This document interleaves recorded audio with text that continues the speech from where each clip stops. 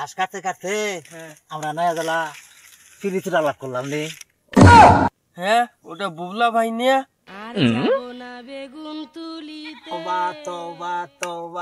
আমার বেডি সরদিন আজকে ঘুম পড়ে পাইনি। এই দিনমান খালি মেলমেলে আছে কিছু জার্সি গরু কিনিয়ে দুনিয়ার ভেজাল এলাকা বাঁধলে ঘাস কাটিয়ে নেন না, ঘাস কাটিয়ে নেন না, ওজা ধরবি কেন করি না ঘাস কাটতে। তারপরে অনেক ঘাস কাটতে না, খালি মুখে ঘাস কাটতে যাবি। যাই তাতে কাটিয়ে নিয়ে এসে বেডসি আর মেলমেলি আর ভালো থাকে না, তাতে ঘাস কাটিয়ে নিয়ে যায়। ভালো জার্সি গরু কিনিয়ে দুনিয়ার ভেজাল বেটায় কিন্তু জার্সি গরু আর বেডসি আর যন্ত্রণা। ঘাস কাটিয়ে এটা করো সেটা করো, শোক হয়েছে আমার মাথা খারাপ করছে।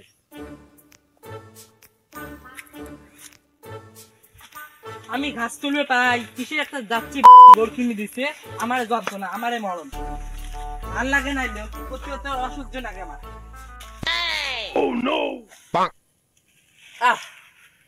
আমি ঘাস তুলে পারি না, ঘুরতে কত একা একা ভয়ও লাগে, আমার কি যন্ত্রণা ফেলায় আমার ভয় লাগবেছে এমনি। আল্লাহ আমি তাড়াতাড়ি যাই বাড়ি আগত যায় ভিজে মধ্যে ধরা মুখ আমার কোমরে ব্যথার ওষুধ আসতেই কইলে ওষুধ এলাম আনে না, গরু কেনা তাল।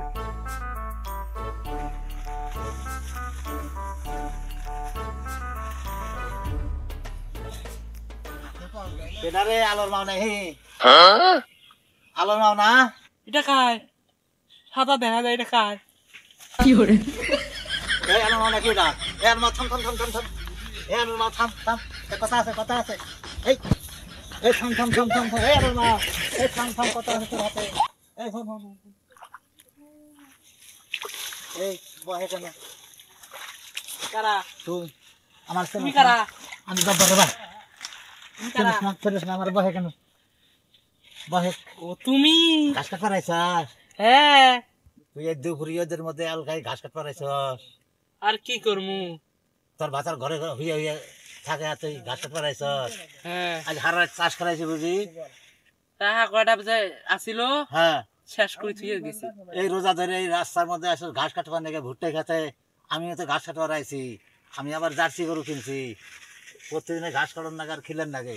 আজকে তো তোর দেখা পাইলাম প্রতিদিনে ঘাস কাটস।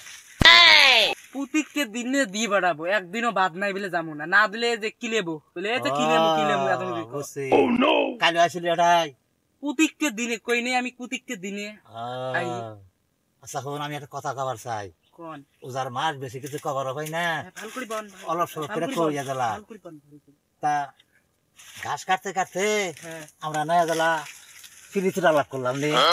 ওইলে স্বাভাবিক স্বাভাবিক তাহলে করুন যায় কোন? হ্যাঁ ঠিক আছে ঠিক আছে।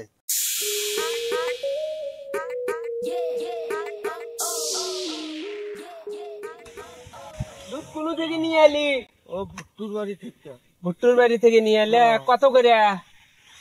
80 টাকা। 80 টাকা দুধ? এই রমজান পড়তে না পড়তে 80 টাকা দুধ নিছে ইরে খোদা। হ্যাঁ ফ্রিজের দুধ তাকো পানি দেয় নাই তো।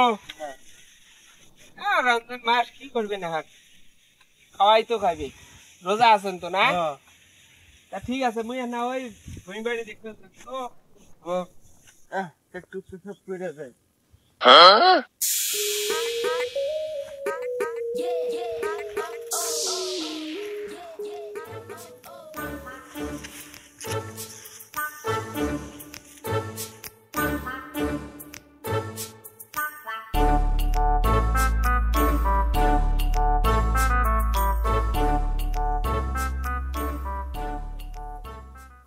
হ্যাঁ ওটা বুবলা ভাই নিয়ে মহিলা নিয়ে অনু কি করে, যাই নাইট কাক করে মমনুল ভাইরে বলি।